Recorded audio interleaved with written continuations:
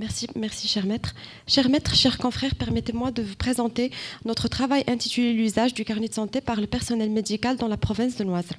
En guise d'introduction, le carnet de santé est un support du dialogue régulier noué entre les professionnels de santé et les familles. C'est un outil de suivi de la santé de l'enfant de la naissance à l'âge adulte.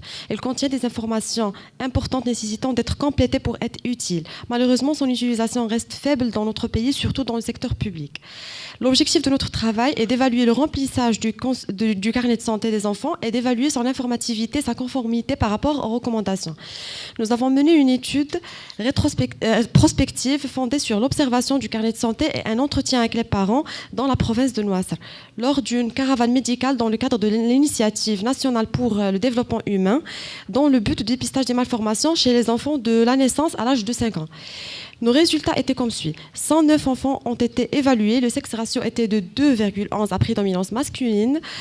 Comme le montre la figure, parmi les 109 enfants évalués, 86% seulement avaient un carnet de santé.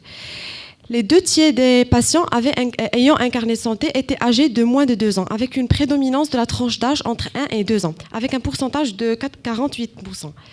Les carnets étaient partiellement remplis dans 95% des cas et pour le contenu du carnet de santé, le score d'APGAR n'était inscrit dans aucun cas.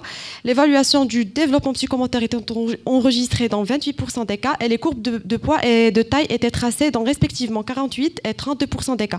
Pour les nourrissons, 56 et 23% des cas pour les plus grands. Seulement 52% des dernières consultations chez les nourrissons et 35% chez les plus grands ont été notées. Les hospitalisations n'étaient pas notées dans 88% des cas, 18% des cas, ainsi que les interventions chirurgicales non mentionnées dans 97,6% des cas. La vaccination était enregistrée chez tous nos patients. À la lumière de nos résultats, un certain nombre de mesures incitatives en direction des parents et des médecins doivent être élaborés. Les objectifs assignés au carnet de santé sont multiples. C'est un outil de suivi avec une dimension essentielle de prévention, de la promotion de la santé de l'enfant de la naissance jusqu'à 18 ans révolus. Son utilisation dans notre pays reste faible, surtout dans le secteur public. Grâce aux efforts fournis par le ministère de la Santé, le carnet de santé a connu une évolution importante de 1999 à 2016 en contenu et en forme pour répondre aux recommandations internationales.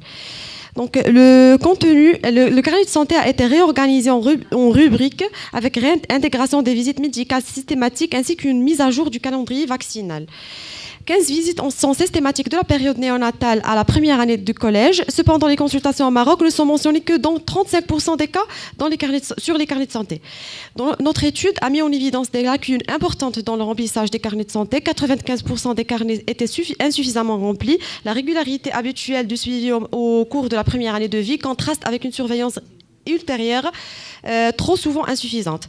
Le carnet est plus utilisé durant les 2 premières années de vie. Cela peut être essentiellement dû aux besoins à la vaccination, à la préoccupation des parents au développement de leurs enfants. Et cela ressort dans nos résultats puisque 65% des patients ayant un carnet de santé étaient âgés de moins de 2 ans. Les parents sont apparus comme peu participants dans les écrits sur le carnet de santé. Des progrès peuvent être faits en améliorant la sensibilisation des parents à son utilisation. Ceci est apparu dans une étude faite à Saint-Denis, montrant que lors des consultations, la présentation spontanée du carnet de santé aux praticiens n'est pas systématique. 20% des parents munis du carnet de santé déclarent attendre que le médecin le leur demande.